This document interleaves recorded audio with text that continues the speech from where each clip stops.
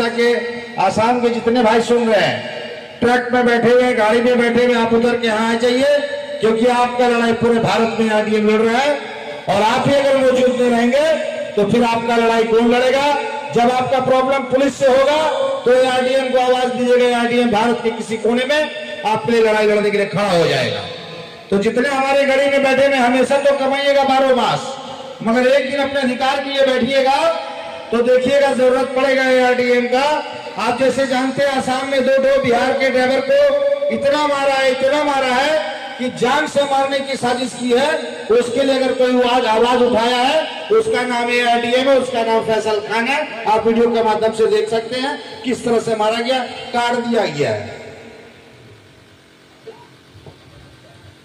तो आज के কনভেনশনে আমাদের দুটো লিডার এসেছেন আলাদা আলাদা সংগঠন থেকে, ট্রেড ইউনিয়ন থেকে এসেছেন। আমাদের অ্যাডভাইজার সিনিয়র সুদর্শন বাবু আমাদের মঞ্চে আসেন। আমাদের ঝাড়খণ্ড থেকে সেন্ট্রাল কমিটিতে আমাদের আব্দুল ওয়াহিদ সাহেব বোকারো থেকে এসেছেন।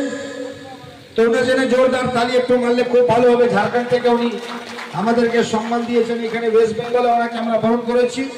নিশ্চয়ই আমাদের সঙ্গে আছেন আমার মিতা ভাই ফেসল বাবু, কোথায় গেলেন? উনি বসে রয়েছেন।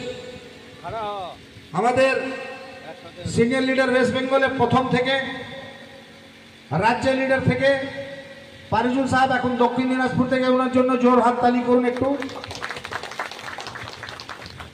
আমাদের 6টা জেলা মিলে প্রোগ্রাম করেছেন ইমরান বাবু থেকে, আর দুলন বর্মন সাহেব থেকে, আতহর ভাই থেকে, রশিদুল ভাই থেকে, অনেক লিডার আছেন। আমাদের মুর্শিদাবাদ থেকে আর আনিসুলদা এসছেন, শহীদুল বাবু এসছেন। সবাই আমাদের এইখানে, সবাইকে তো নাম নেওয়ার একটা কঠিন হবে। তো আমি বলবো আমরা আজকে যে প্রথমবার যে আমি আসলাম আপনাদের মাটিতে জলপাইগুড়ি, কেন আসলাম? আপনারা কি ভাড়া টাকা ফাঁকা দিয়েছেন আমাকে আনতে জন্য নাকি? একটা বলুন তো। কেউ দিয়েছে টাকা পয়সা নাকি আমাকে? কেন টাকা দেননি? আপনারা তো টাকা কামাচ্ছেন।